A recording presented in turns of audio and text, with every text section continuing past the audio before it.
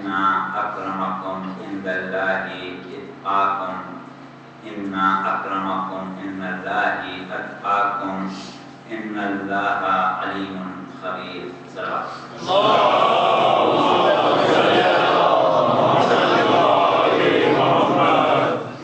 सामीन गिरामी, ये मजलिस क़ज़ाए शहादत सैयदुस साजिदीन इमाम ज़ैनुल आबिदीन।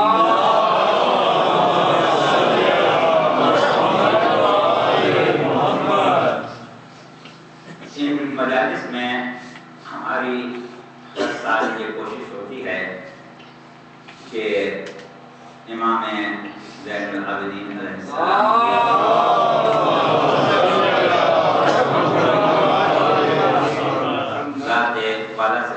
से मुताल्लिक़ या आपकी हयात तैयबा से कोई ना कोई गोशा, कोई ज़ाविया और कोई ऐसा मामला, ऐसी गुफ्तगू आपकी खिदमत में पेश की जाए कि जो सैर हासिल हो। आज की हमारी इस नशिस्त में जो हमारा मौज़ू गुफ्तगू है, उसमें हम आपके सहीफ़े कामिला से एक दुआ जो कि अंजाम बख्श होने की दुआ के नाम से मशहूर है, उसके कुछ इब्तिदाई जुमलों की तफसीर बयान करेंगे और आपकी तवज्जुहात के तालिब हैं। कोशिश की जाएगी कि जहाँ तक हो सके कलाम मासूम से नुकात आपकी खिदमत में पेश किए जाएं। ये बात अपनी जगह तय है कि मासूम का कलाम इतना फसीह होता है कि उसके एक एक जुमले की भी सही मानों में तफसीर करना हर एक के बस की बात नहीं है। हमने सरनामा कलाम में सूरह मुबारक हुजरात की 13वीं आयत की तिलावत की। ये आयत बहुत ही वाज़ेह और रोशन है और आप हज़रात उम्मन पढ़ते और सुनते रहते हैं कि इरशाद रब्बुल इज़्ज़त ये हो रहा है कि अल्लाह के नज़दीक, ये आयत का आखिरी हिस्सा हमने पढ़ा था और उसी का तर्जुमा कर रहे हैं कि बारगाह खुदाबंदी में तुम्हारा मकाम, तुम्हारा मर्तबा, तुम्हारी हैसियत, तुम्हारा इकराम, जो कुछ भी है वो तुम्हारे तक़वे की बुनियाद पर है। जितना तुम तक़वा इख्तियार करोगे बारगाह खुदाबंदी में, उतना ही तुम्हारा मकाम मर्तबा आला है। और उसके बाद ये इरशाद फरमाया कि बेशक अल्लाह हर शय का जानने वाला और हर लम्हे होने वाले वाक़यात से बाखबर है।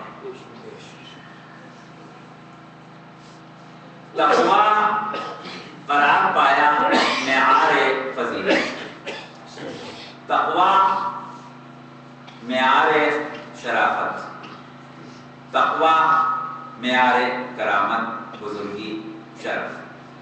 गरज ये कि इंसान की वो तमाम खूबियाँ जो तस्बीह हैं, उनका ताल्लुक़ उसके मेआरे तक़वा से।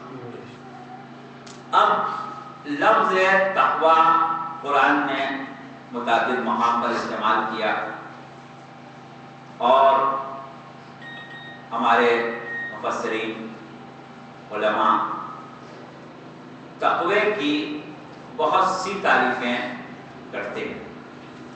इस वक्त हम बहुत ही मुख्तसर अल्फाज में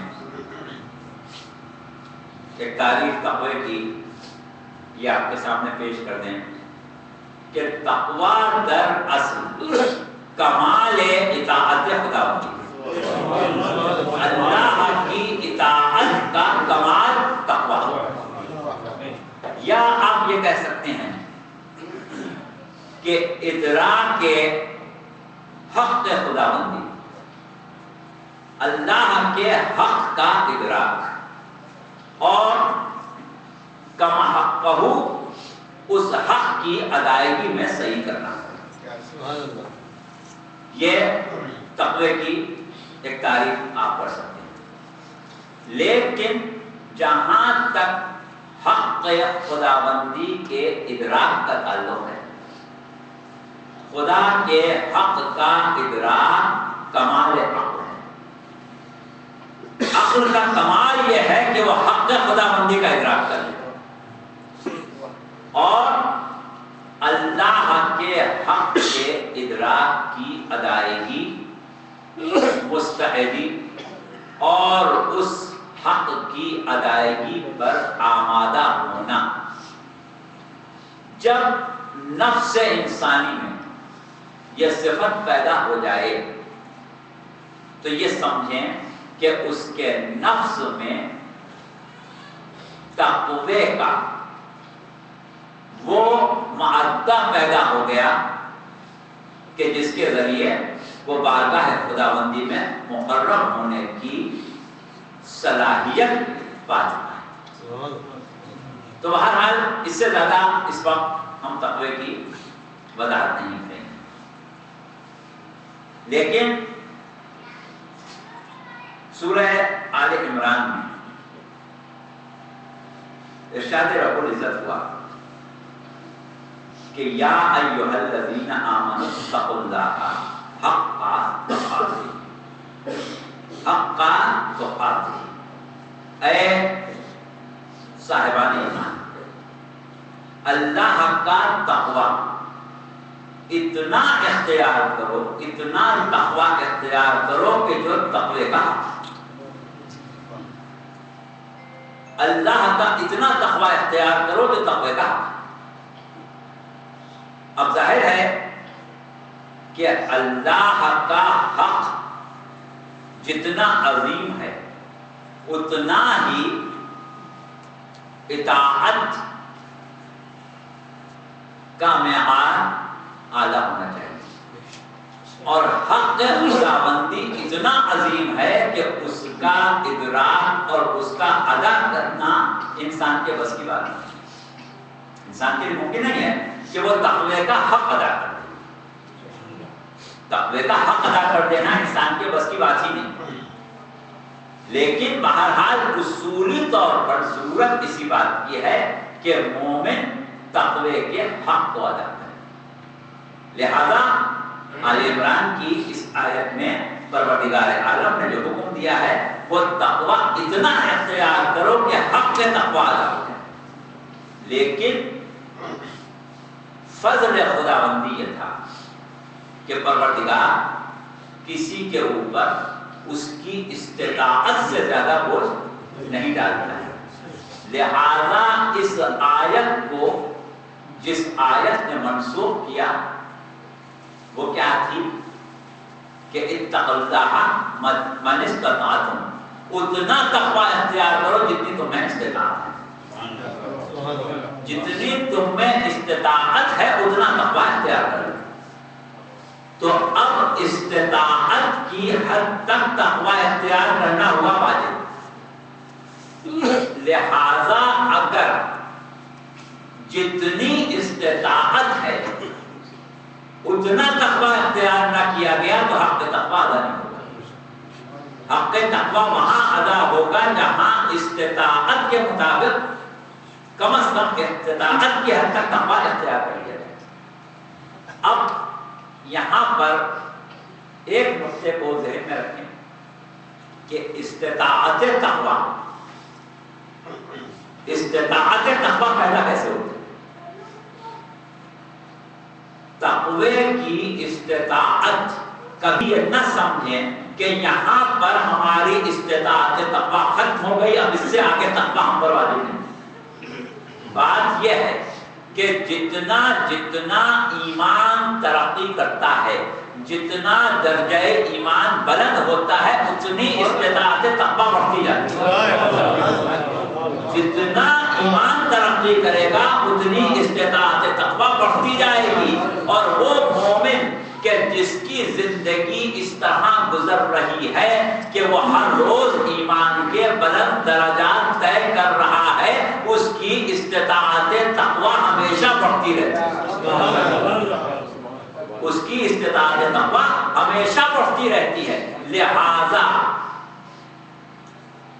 مومن کے لیے لازم یہ ہے کہ ایمان کے درجات میں اضافہ کرتا رہے تاکہ استطاعت تقوی بڑھتی رہے، اور اتنی استطاعت تقوی بڑھے کہ حق تقوی کے قریب پہنچ جائے۔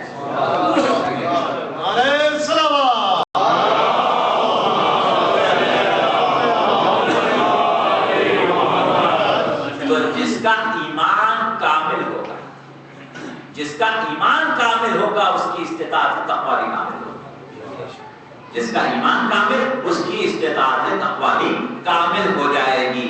تو اب مومن کا فریضہ یہ ہوا کہ ہر استطاعت کی حد تک تقوی کے لیے استطاعت تقوی میں افزائش، استطاعت تقوی سلوات پڑھیں۔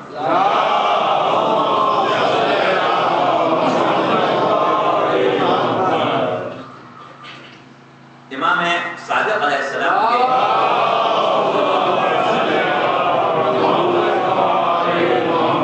مشہور صحابی جناب ابو بصیر نے امام سے سوال کیا کہ مولا یہ جو پروردگار عالم نے حکم دیا ہے کہ اللہ کا اتنا تقوی اختیار کرو کہ جو تقوی کا تقوی اللہ حق تقاتی، اتنا تقوی اختیار کرو جو اللہ کے تقوی کا حق ہے، اس کا مطلب کیا ہے؟ اس کا مطلب سمجھا ہے۔ تو امام نے اس کا جو جواب دیا اس کا اردو ترجمہ اپنے الفاظ میں ہم آپ کے سامنے پیش کر رہے ہیں۔ امام نے فرمایا کہ پروردگار عالم کی اتنی اطاعت کرو، اتنی اطاعت کرو کہ شائبہ نافرمانی نہ آنے پائے،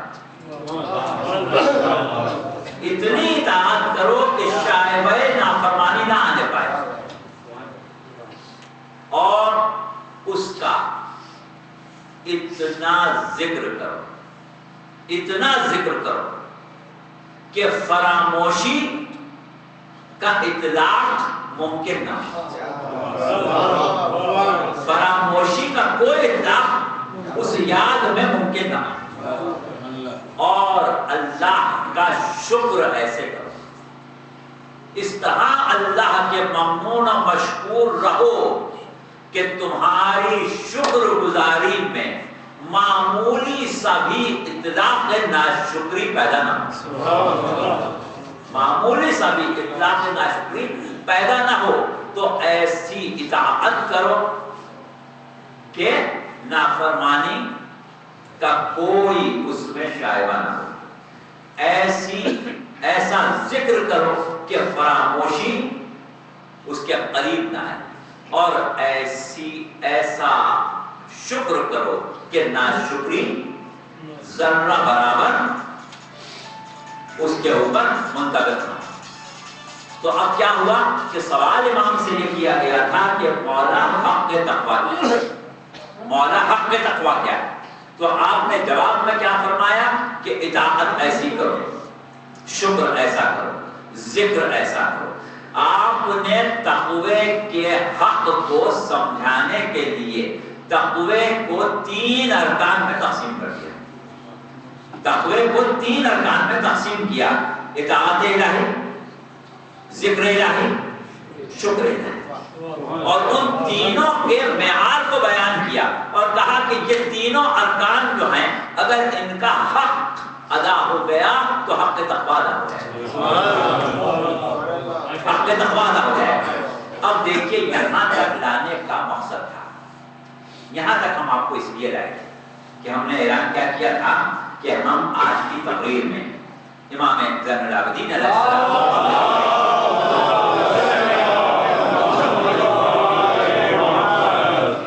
دعا کی تفسیر کریں گے کچھ جملوں میں۔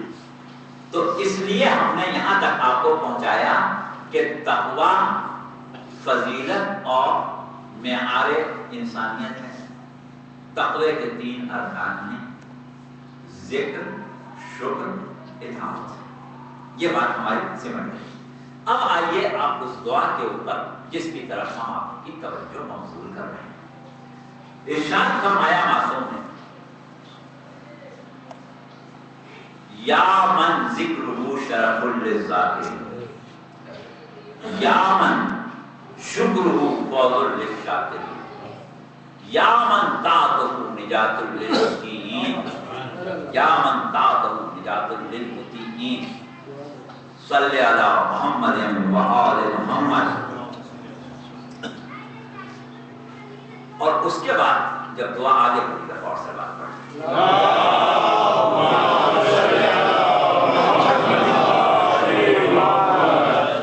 وَشْغُلْ قُلُوبَنَا بِذِكْرِكَ عَنْ كُلِّ ذِكْرٍ وَأَلْسِنَتَنَا بِشُكْرِكَ عَنْ كُلِّ شُكْرٍ وَجَوَارِحَنَا بِطَاعَتِكَ عَنْ كُلِّ طَاعَةٍ۔ اے وہ خدا، اے پروردگار، کہ جس کا ذکر کرنے والوں کے لیے باعث شرف و بزرگی ہے۔ اے وہ خدا کہ جس کا شکر کرنے والوں کے لیے باعث کامیابی اور کامرانی ہے۔ اے وہ خدا کہ جس کی اطاعت کرنے والوں کے لیے باعث نجات ہے۔ پروردگار درود بھیج محمد و آل محمد پر،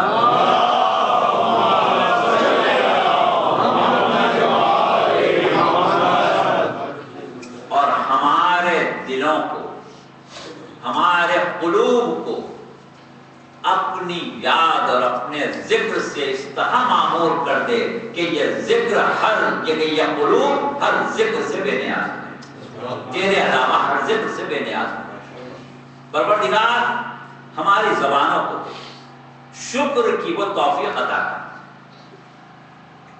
کہ یہ زبانیں کسی اور شکر کی خوگر نہ ہونے پائیں، اور ہمارے اعضاء و جوارح کو اپنی اطاعت پر اتنا مائل کر دے کہ یہ اعضاء و جوارح سوائے تیری اطاعت کے کسی اور کام میں استعمال ہی نہ ہو۔ یہ اعضاء و جوارح صرف تیری اطاعت میں ہی استعمال ہوں، اس کے علاوہ کسی چیز میں استعمال نہ ہونے پائیں۔ تو اب دیکھیے یہاں پر انجام بخیر ہونے کی دعا جو معصوم تعلیم فرما رہے ہیں، اس میں پھر یہی 3 اجزاء تقوی کو جمع کیا گیا ہے: ذکر خدا، شکر خدا، اطاعت خدا۔ اور ان تینوں کے بارے میں پروردگار عالم سے یہ دعا کی گئی ہے کہ پروردگار ان تینوں اجزاء تقوی کی ادائیگی کا اہل بنا دے، ان تینوں اجزاء تقوی کی ادائیگی کا اہل بنا دے تاکہ انجام بخیر ہو جائے۔ یعنی انجام بخیر جبھی ہوگا کہ جب تقوی کے ارکان اس طرح نفس میں داخل ہو جائیں کہ تقوی کا حق ادا کرنے کے قابل ہے۔ اب دیکھیے یہ 3 ارکان کی جو بات ہوئی، ہم ان 3 ارکان کے لیے تھوڑی سی وضاحت پیش کریں گے اور آپ کی توجہ چاہیے۔ ایک دفعہ سلام۔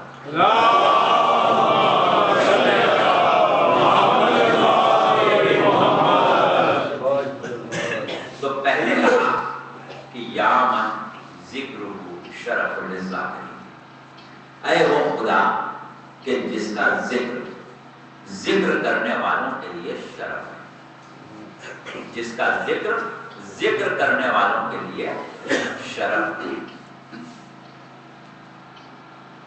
اور خود پروردگار عالم کیا کہتا ہے؟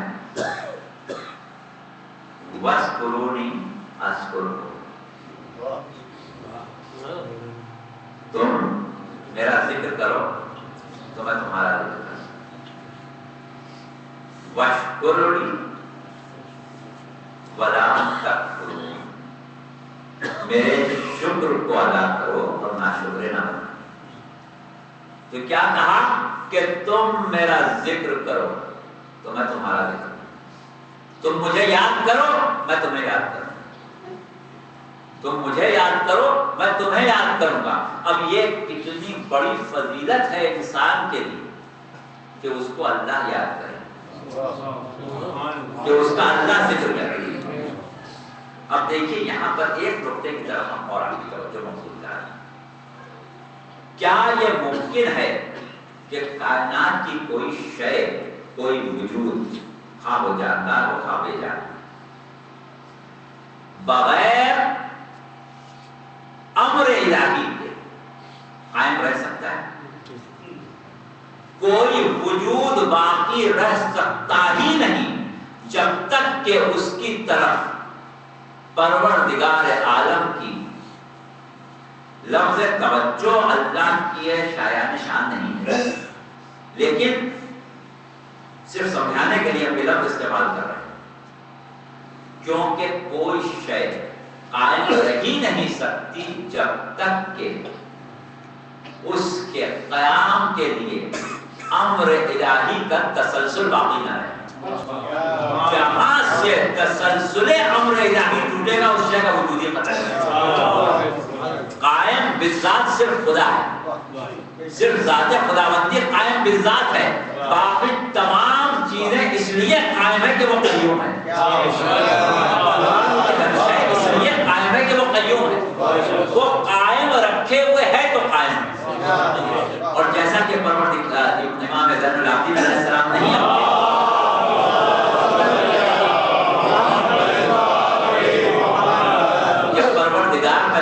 کیسے غافل ہو جاؤں جب تو مجھ سے غافل نہیں ہوتا. پروردگار میں تجھ سے کیسے غافل ہو جاؤں جب تو مجھ سے غافل نہیں ہوتا. تو اللہ تو وہ ہے جو کسی سے غافل ہوتا ہی نہیں. اللہ وہ ہے جو کسی سے غافل ہوتا ہی نہیں. غافل تو خیر اللہ ہوتا ہی نہیں, لیکن اگر کسی کی طرف اللہ کی توجہ نہ رہے یا امر بقائے الہی منقطع ہو جائے تو وہ وجود ختم ہو جائے. اسی لیے وہ رگے گلو سے قریب ہے, اسی لیے وہ رگے گلو سے قریب ہے. تو اس کا مطلب کیا ہوا کہ ایسا تو کوئی وجود ہے ہی نہیں جس سے اللہ غافل ہو جائے. ایسا کوئی وجود ہے ہی نہیں جس سے اللہ غافل ہو جائے. تو جب ہر وجود ایسا ہے کہ جس سے اللہ غافل نہیں ہے, تو پھر اب کسی سے یہ کہنا کہ تم میرا ذکر کرو میں تمہارا ذکر کروں گا, تم مجھے یاد کرو میں تمہیں یاد کروں گا, تو اس کا مطلب یہ ہے کہ یہ یاد خداوندی عمومی نہیں ہے, یہ خصوصی ہے. یہ اللہ کا یاد رکھنا خصوصی یاد رکھنا ہے. یہ وہ یاد رکھنا ہے کہ جو عمومی نہیں ہے. تو عمومی طور پر اللہ کا غافل نہ ہونا ہمارے وجود کی ضمانت ہے, اور خصوصی طور پر اللہ کا یاد کرنا پھر کیا ہے؟ یہ بالکل الگ موضوع ہے, اس پر بہت زیادہ گفتگو ہو سکتی ہے. لیکن اس چیز کو معصومین علیہ السلام نے اپنی دعاؤں میں بعض بعض جہاں تذکرہ کیا ہے.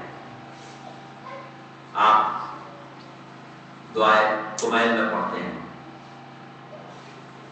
یا الہی و سیدی و مولائی کم من قبیح سترتہ, پروردگار میرے مالک میرے مولا کتنی میری خرابیاں تھیں جن کو تم نے چھپا دیا.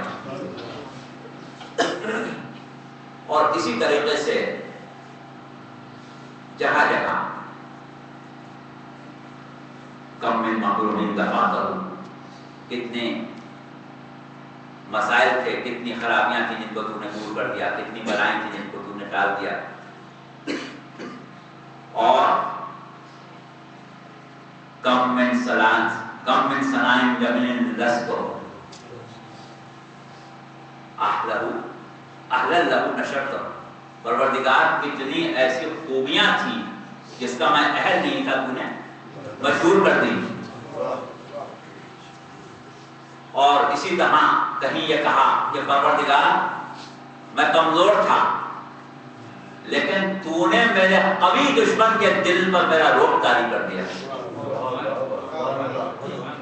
تو اس طرح جگہ جگہ اشارے ملتے ہیں کہ تم مجھے یاد کرو میں تمہیں یاد کروں گا. تو اللہ کا یاد کرنا کوئی معمولی شے نہیں ہے. تو ذکر یا خوبی کہ تم میرا ذکر کرو تو میں تمہارا ذکر کروں گا، تم مجھے یاد کرو تو میں تمہیں یاد کروں گا. اور اسی طرح ایک حدیث قدسی ہے جس میں پروردگار عالم نے یہ ارشاد فرمایا ہے کہ جب کسی بزم میں کوئی میرا بندہ میرا ذکر کرتا ہے، جب کسی بزم میں میرا بندہ میرا ذکر کرتا ہے تو میں اس سے بہتر بزم میں اس کا ذکر کرتا ہوں، تو میں اس سے بہتر بزم میں اس کا ذکر کرتا ہوں. اور اگر میرا بندہ مخفی میرا ذکر کرتا ہے تو میں علی اعلان اس کا ذکر کرتا ہوں. بندہ مخفی طور پر میرا ذکر کرے میں علی اعلان اس کا ذکر کرتا ہوں. فرمایا سرکار رسالت صلی اللہ علیہ وسلم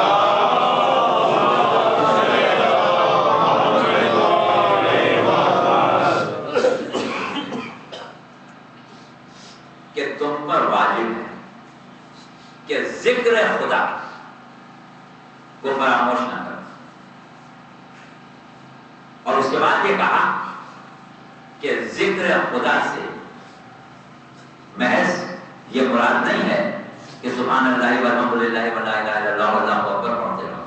بے شک یہ بھی ذکر ہے، اس کی بھی فضیلت ہے، لیکن اس وقت جو میں لفظ ذکر استعمال کر رہا ہوں اس سے میری مراد یہ ہے کہ اللہ کو اتنا یاد رکھو کہ کوئی عمل انجام دینے سے پہلے ایسا نہ ہو کہ تم کو یہ خیال نہ آئے کہ یہ عمل اللہ کو پسند ہے کہ نہیں. جس عمل کو انجام دو اللہ کو اتنا یاد رکھو کہ یہ عمل اللہ کو پسند ہے کہ نہیں، اس کی رضا کے مطابق ہے کہ نہیں. اگر رضا کے مطابق ہے تو انجام دو، اگر معصیت ہے تو ٹھہر جاؤ. یہ ہے یاد رکھنا. اور اسی طرح ایک مقام پر یہ فرمایا کہ دیکھو جب تمہیں باغ جنت میں پہنچنے کا موقع ملے تو اس کی خوب سیر کیا کرو. جب باغ جنت میں جاؤ تو اس کی خوب سیر کیا کرو. تو لوگوں نے سوال کیا کہ یا رسول اللہ دنیا میں باغ جنت کہاں ملے گا؟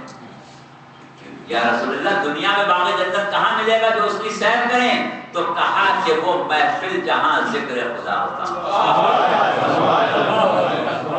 جس محفل میں ذکر خدا ہو رہا ہو وہ محفل باغ جنت ہے. یا من ذکرہ شرف للذاکرین، اے وہ جس کا ذکر کرنے والوں کے لیے شرف ہے. جس محفل میں ذکر خدا ہو دنیا میں باغ جنت ہے. اور اس کی خوب سیر کرو. یہ آپ لوگوں کا نصیب ہے کہ وہ محفلیں ملتی ہیں جہاں ذکر خدا ہو رہا. بہرحال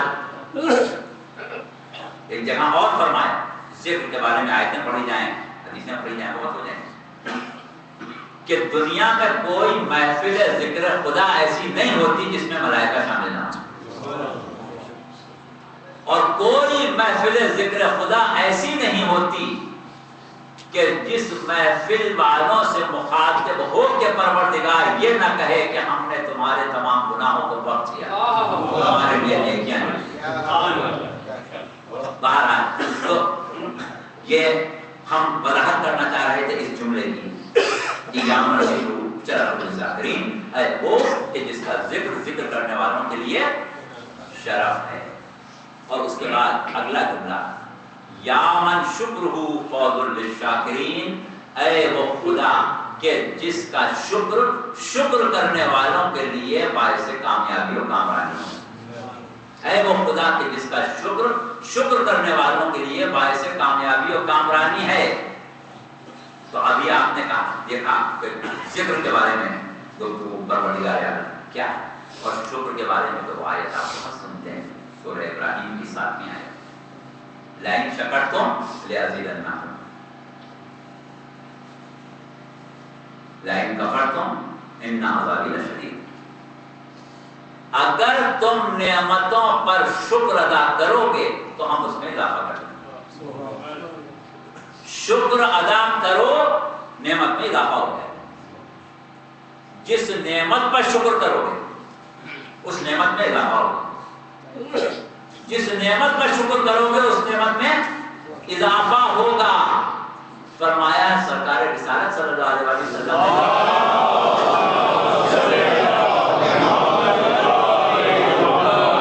کہ توفیق شکر ملتی ہی اس کو ہے جس کے مقدر میں اضافہ نعمت، توفیق شکر ملتی ہی اس کو ہے جس کو مزید نعمتیں مقدر ہو چکی ہوں۔ تو اگر توفیق شکر ملی تو اس کو غنیمت جائیں کہ شکر کرنے والے کی نعمت میں اضافہ ہوگا۔ یہ کس کا وعدہ ہے؟ انک لا تخلف المیعاد، بے شک وہ اپنے وعدے کے خلاف نہیں کرتا، اس کا وعدہ ہے تم شکر کرو اضافہ ہم کریں گے۔ تو اب نعمت پر شکر کرنے سے نعمت میں اضافہ ہوگا، اور اگر نعمت کی ناشکری کی جائے، کفران نعمت کیا جائے تو نعمت ضائع ہو جائے۔ تو نعمت پر شکر اضافہ نعمت ہے۔ اب فرمایا سرکار رسالت صلی اللہ علیہ وسلم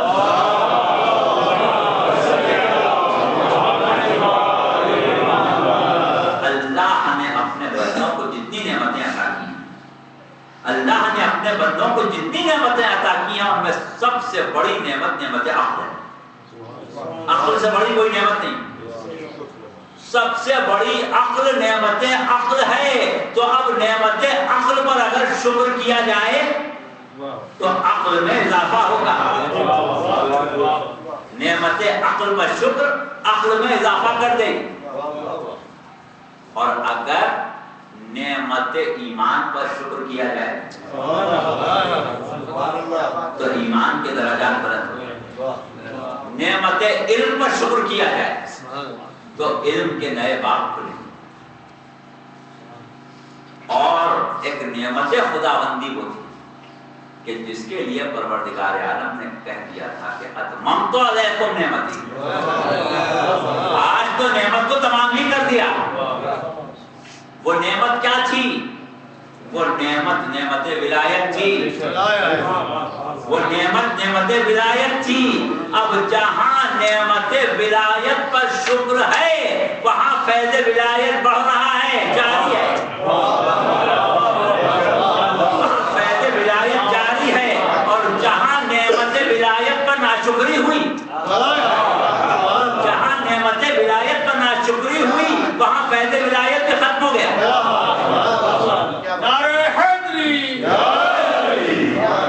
یہ آپ کا نصیب ہے۔ یہ مجلس کیا ہے؟ یہ نعمت ولایت کا شکر ہے، یہ نعمت ولایت کا شکر ہے۔ جتنا نعمت ولایت پر شکر ہو رہا ہے فیض ولایت بڑھ رہا ہے، فیض ولایت بڑھ رہا ہے۔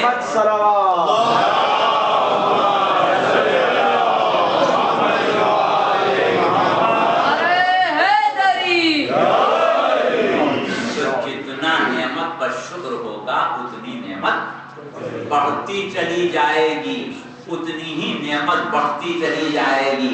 تو اب ایک مرتبہ پروردگار عالم نے وحی کی جناب موسیٰ کو کہ موسیٰ ہماری نعمتوں کا شکر ادا کرو۔ جب موسیٰ جیسے شخص سے اتنا بلند مرتبہ نبی، اس سے کہا گیا کہ موسیٰ ہماری نعمتوں کا شکر ادا کرو، تو موسیٰ پریشان ہو گئے اور کہنے لگے پروردگار تیری ساری نعمتیں ایک طرف، جس زبان اور جس طاقت سے تیرا شکر ادا کروں گا وہ بھی تو تیری دی ہوئی ہے۔ تو مالک میں تیرا شکر ادا کیسے کروں؟ کیسے ادا کروں تیرا شکر؟ تو پروردگار عالم کی طرف سے جواب آیا کہ موسیٰ تم نے شکر ادا کر دیا، موسیٰ تم نے شکر ادا کر دیا، لیکن دیکھیے یہ بات تو طے ہو گئی نا کہ موسیٰ جیسے بندے کے بس کی بات بھی نہیں ہے کہ اللہ کا شکر ادا کرے، موسیٰ جیسے بندے کے بس کی بات بھی نہیں ہے کہ اللہ کا شکر ادا کرے۔ اور پروردگار عالم نے ایک اور چیز کے لیے کہا ہے کہ وہ بھی ہر ایک کے بس کی بات نہیں۔ سبحان اللہ عما یصفون الا عباد اللہ المخلصین، جتنے لوگ اللہ کا وصف بیان کرتے ہیں اللہ اس سے بہت مبرہ و منزہ ہے، جو لوگ اللہ کی حمد کرتے ہیں اللہ اس سے مبرہ و منزہ ہے، سوائے کچھ مخلص بندوں کے۔ کچھ مخلص بندے ہیں جو حمد خدا کرتے ہیں، باقی کوئی حمد خدا نہیں کر سکتا، کسی کے بس کی بات نہیں۔ تو شکر کوئی نہیں کر سکتا، حمد کوئی نہیں کر سکتا۔ اب دیکھیے پھر آپ کے چوتھے امام کا ایک جملہ ایک دعا فرمایا امام زین العابدین علیہ السلام،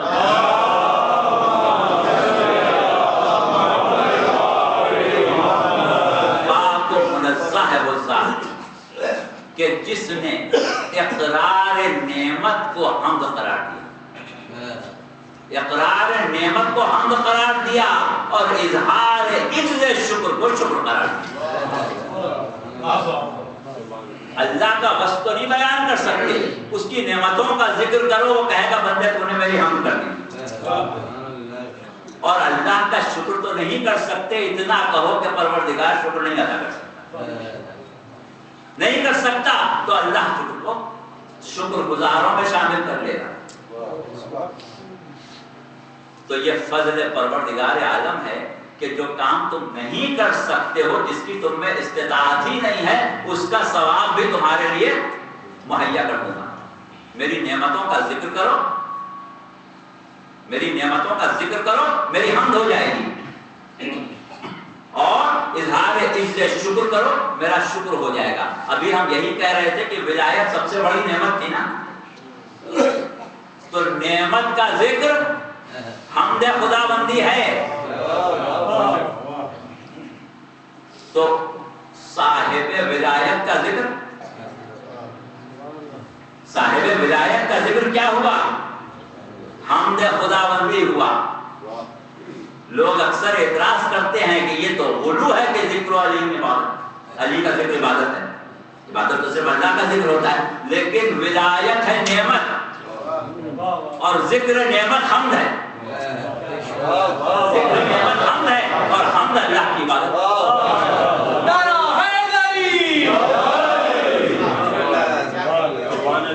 تو شاید اسی لیے پیغمبر اسلام نے کہا تھا کہ اپنی مجلسوں کو زینت و ذکر علی،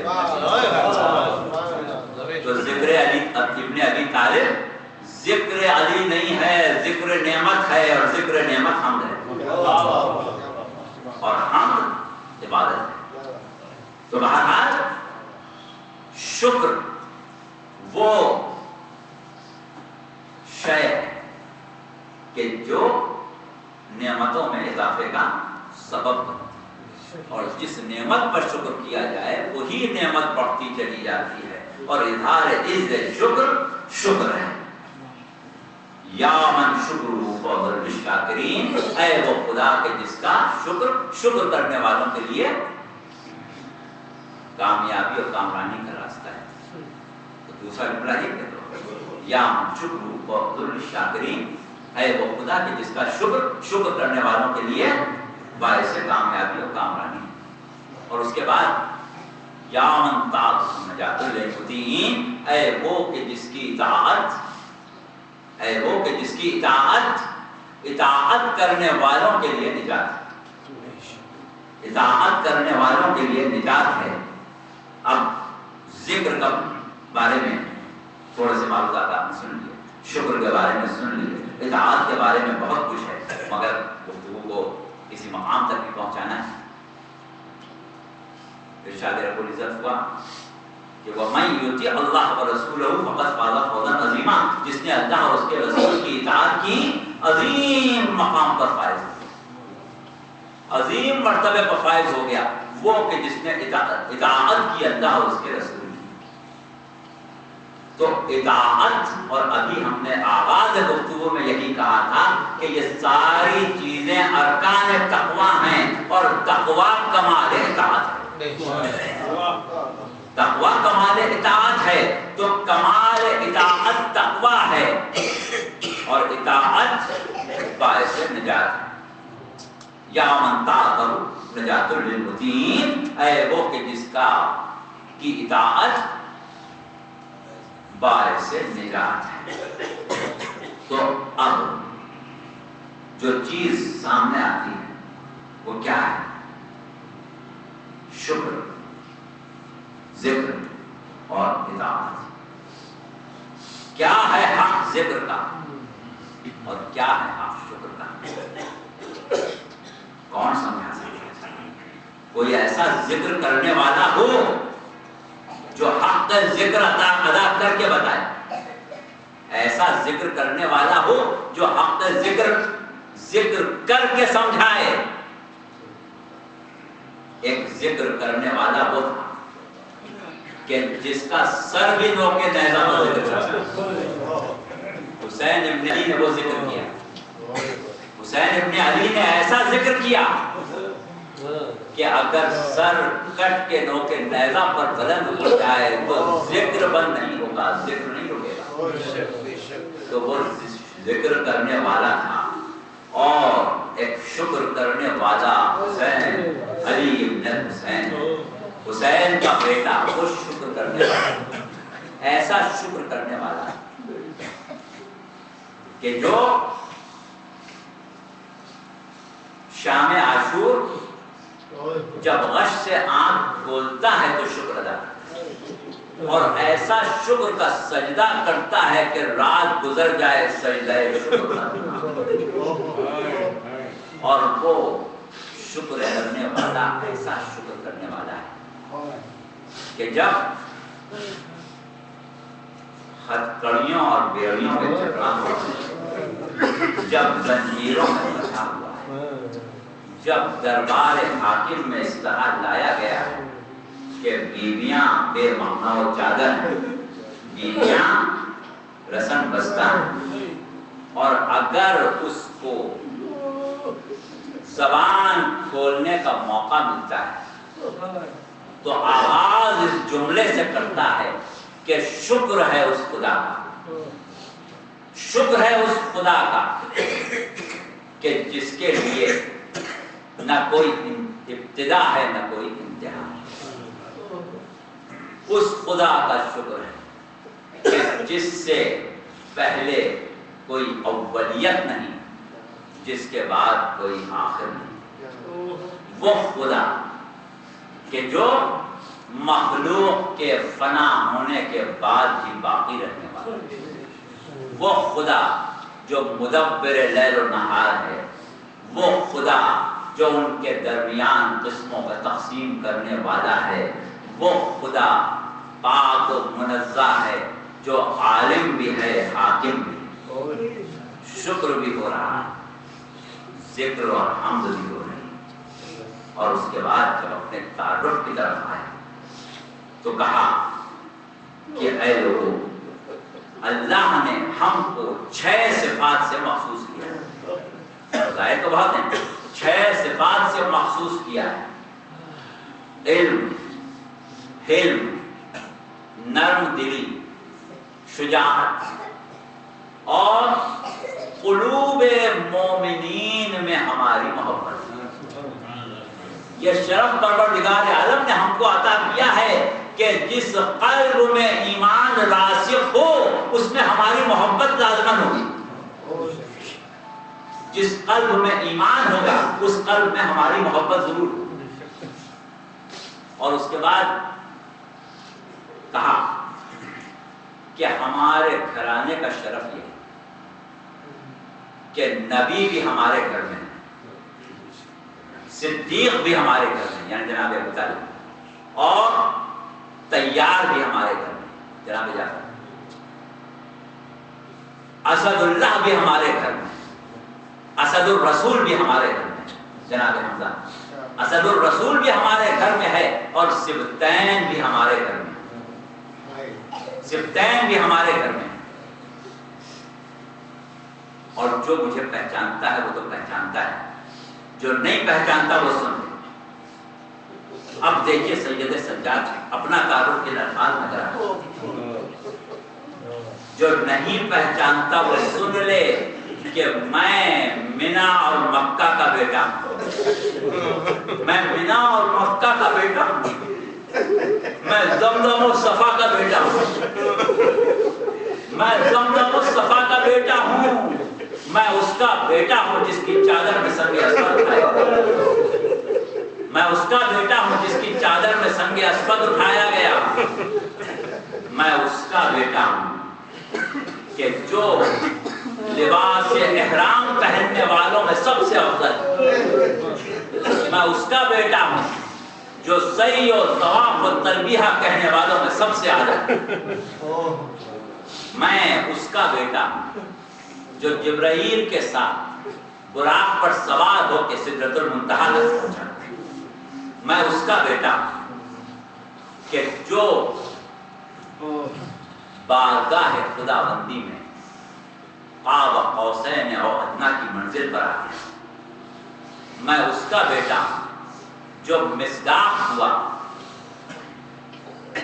اوحا الیہ ما اوحا، میں اس کا بیٹا ہوں۔ اور اس کے بعد ایک مرتبہ تعارف کرانے پر جب آئے تو کہا میں اس کا بیٹا ہوں جس نے تلوار ہاتھ میں لے کے رسول کے سامنے بدر و حنین میں کفار کو ختم کیا، جو لمحہ بھر کے لیے کفر کی طرف نہیں گیا، جسے کفر نے مس نہیں کیا۔ میں صالح المومنین کا بیٹا ہوں، میں یعصوب المسلمین کا بیٹا ہوں، میں نور المجاہدین کا بیٹا ہوں، میں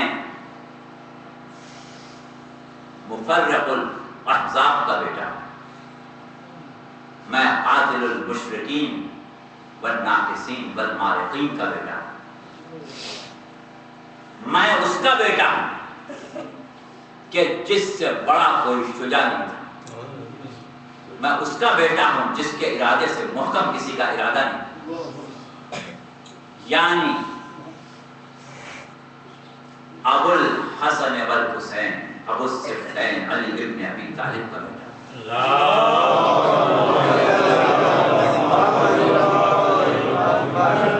میں فاطمہ زہرا کا بیٹا ہوں جو سیدۃ النساء العالمین ہے، میں خدیجۃ الکبریٰ کا بیٹا ہوں، میں خدیجۃ الکبریٰ کا بیٹا ہوں۔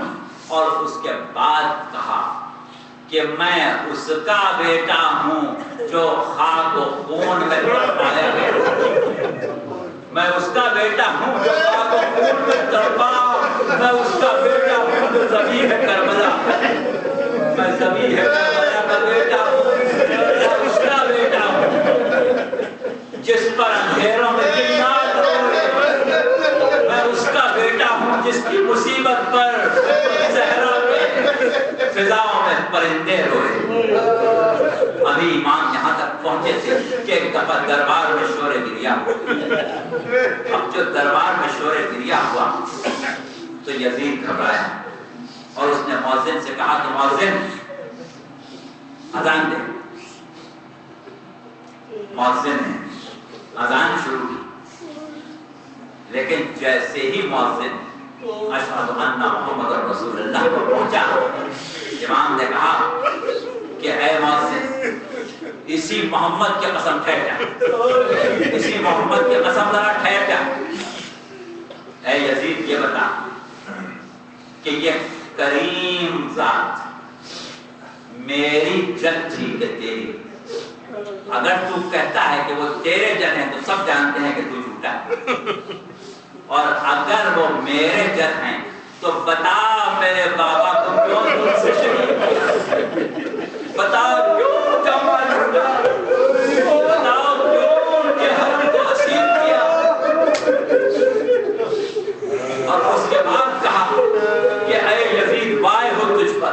کہ روز حشر یہی رسول تیرے خلاف انصاف طلب کرنے والے ہوں گے. یہ ہے وہ بیٹا محمد کا کہ جو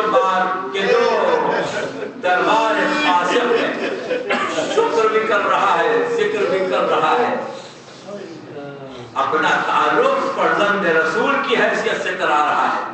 آج سید سجاد اپنا تعارف فرزند رسول کی حیثیت سے کرا رہے تھے, لیکن کل ایک وقت وہ تھا کہ جب رسول یہ کہہ رہے تھے کہ میری آنکھیں وہ منظر دیکھ رہی ہیں, میری آنکھیں وہ منظر دیکھ رہی ہیں کہ جب مجمع محشر میں ایک آواز بلند ہوگی, ایک منادی ندا کرے گا, اینا زین العابدین, زین العابدین کہاں ہے, زین العابدین کہاں ہے, تو میرا ایک بیٹا بڑے صبح شام سے اٹھے گا.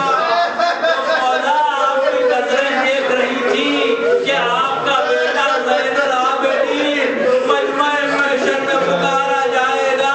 تو مولا کیا آپ کی نظریں وہ منظر نہیں دیکھ رہی تھی کہ جب یہی سید الساجدین تھا, یہی زین العابدین تھا, ہاتھوں میں ہتھکڑیاں تھیں, پیروں میں بیڑیاں تھیں, پیر اس طریقے سے آگلوں میں اتنے آگلے پیروں میں پڑ گئے تھے کہ ریت پر قدم نہ اٹھتے تھے, اور ہاتھ میں وہ معیار تھی اونٹوں کی جس پر بے قضا بیویاں بیٹھی تھی, اور یہ سید سجاد آہستہ آہستہ مقتل کی طرف بڑھ رہا تھا. اور ایک مرتبہ جب بے گور و کفن لاشیں دیکھے تھے تو کہا تھا کہ بھوپی اماں مر نہ جائے وہ بیٹا جو اس طرح اپنے باپ کو بے گور و کفن چھوڑ رہا ہو. جب ایک مرتبہ حسین رخصت آخر کے لیے سید سجاد کے پاس آئے تھے اور شانہ ہدایت تھا, کہا تھا بیٹا سید سجاد, بیٹا سید سجاد اٹھو, بابا کو رخصت کرو, بیٹا بابا کو رخصت کرو. ایک مرتبہ آنکھیں کھول کے اب جو بابا کو دیکھا تھا تو اس عالم میں دیکھا تھا کہ سر سے پیر تک زخم ہے, خون میں نہائے ہوئے ہیں, ریش اقدس سفید ہو چکی ہے. تو گھبرا کے کہا تھا بابا بابا عباس کہاں ہے, بابا علی اکبر کہاں ہے. اور حسین نے کہا تھا کہ بیٹا بس اسرار امامت تمہارے سپرد ہے, یہ سمجھ لو کہ مردوں میں میرے اور تمہارے علاوہ کوئی باقی نہیں ہے, اب کوئی نہیں رہا. بیٹا سید سجاد تمہاری منزل بہت کٹھن ہے, میری زندگی میں بستر پر لیٹ جاؤ. سید سجاد کو غش آ گیا تھا, لیکن وہ وقت آیا کہ جب ایک مرتبہ فوجیں درانہ خیموں پہ آئی, خیموں میں آگ لگی اور شہزادی زینب بیویوں کو لے کے کبھی ایک خیمے سے دوسرے خیمے میں, کبھی دوسرے خیمے سے تیسرے خیمے میں جاتی تھی. ایک مرتبہ سید سجاد کے خیمے میں آئی, کہا بیٹا سید سجاد غش سے آنکھیں کھولو, بیٹا سب خیمے جل گئے, بتاؤ ہمارے لیے کیا حکم ہے, ہم جل کے مر جائیں یا باہر نکل جائیں. سید سجاد نے ایک مرتبہ آنکھیں کھولی, کہا پھوپھی اماں خیموں سے باہر نکل جائیں. بیویاں خیموں سے نکل گئیں. راوی کہتا ہے میں نہ بھولوں گا وہ منظر جب میں نے دیکھا کہ ایک بیوی ہے جو جلتے ہوئے خیمے میں باہر جاتی ہے اور پھر واپس آتی, پھر جاتی ہے پھر واپس آتی ہے. تو میں نے کہا کہ بیوی آپ کی کون سی قیمتی چیز اس خیمے میں رہ گئی ہے جس کے لیے باہر جلتے ہوئے خیمے میں جاتی ہے. تو بیوی نے تڑپ کے کہا ارے میرا بیمار بھتیجا جلتے ہوئے خیمے میں ہے, میرا بھتیجا جلتے ہوئے خیمے میں ہے. ایک مرتبہ میں نے دیکھا کہ وہ بچی بیوی جلتے ہوئے خیمے میں گئی اور ایک بیمار کو, ایک جوان کو ایک بچی کی مدد سے لے کے باہر آئی جس کے پیر زمین پر نہ ٹکتے تھے, تاکہ زمین پر جلتی ہوئی ریت پر اس نوجوان کو لٹا دیا. یہ شام عاشور تھی، مگر جب رات گزری اور صبح ہوئی تو اسی بیمار کے ہاتھوں میں ہتھیلیاں تھی، گلے میں توپ تھا اور راہ کوفہ و شام تھی۔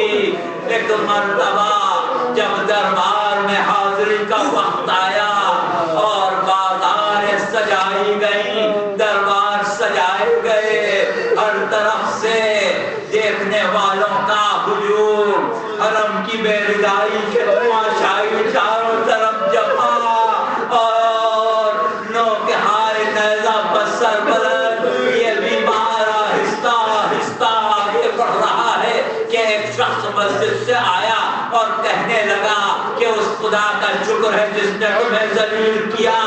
بس یہ سننا تھا کہ ایک مرتبہ سید سجاد نے کہا کہ اے شیخ کیا تو نے قرآن پڑھا ہے؟ کہا ہاں میں قرآن ہی پڑھ کے آ رہا ہوں۔ کہا آیہ مودت پڑھی ہے؟ کہا ہاں پڑھی ہے۔ کہا آیہ مہاجرہ پڑھی ہے؟ کہا ہاں پڑھی ہے۔ اور اس کے بعد کہا آیہ تکثیر پڑھی ہے؟ کہا ہاں پڑھی ہے، مگر یہ آیتیں اہل بیت رسول کی شان میں ہے، تم باغیوں سے اس کا کیا تعلق؟ تو بس ایک دفعہ کہا کہ اے شیخ نحن اہل بیت، کہا قسم کھاؤ تو سر جھکا کے کہا واللہ نحن اہل بیت، خدا کی قسم ہم ہی اہل بیت ہیں۔ کہا یہ بیویاں کون ہیں؟ کہا یہ محمد کی نواسیاں ہیں۔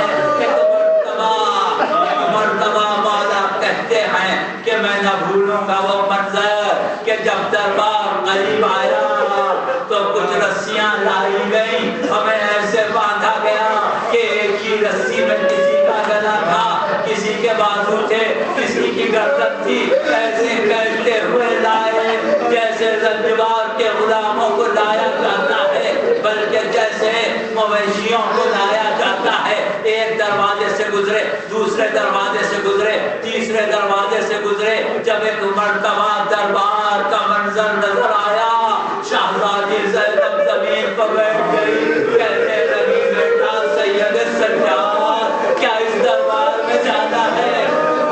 کیا اس دربار میں جانا ہے؟ سید سجاد نے کہا آپ بڑی صابرہ ہیں، بڑی مصیبتیں جھیلی ہیں، بڑا صبر کیا ہے، یہ منزل بھی سر کر لیجئے۔ تو کہا بیٹا سید سجاد جب تمہارے دادا دنیا سے جا رہے تھے تو مجھ سے کہا تھا بیٹی زینب تمہیں دربار میں جانا ہے، تمہیں دربار میں جانا ہے۔ جب یہ سن کے میں پریشان ہوئی تو کہا تھا بیٹی گھبرانا نہیں، بابا ساتھ چلے گا، بیٹی گھبرانا نہیں، بابا ساتھ چلے گا۔ سید سجاد میں ذرا بابا کو بلا لوں۔ ایک مرتبہ نجف کی طرف منہ کر کے کہا بابا آئیے زینب دربار میں جا رہی ہے۔ سید سجاد کیا کیا منظر دیکھ چکا ہے، جب کوئی پوچھتا ہے مولا سب سے زیادہ مصیبت کہاں پڑی تو کہتے ہیں شام، الشام، الشام۔ جب کسی نے کہا کہ مولا کربلا میں تو بھرا گھر اجڑ گیا، یہ شام کو کیوں یاد کرتے ہیں؟ تو مولا نے شام کی وہ مصیبت وہ مصیبت بیان کی کہ جو سننے والا سن نہیں سکتا۔ بہرحال اب عالم یہ ہے کہ جہاں کوئی جوان نظر آتا ہے تو سید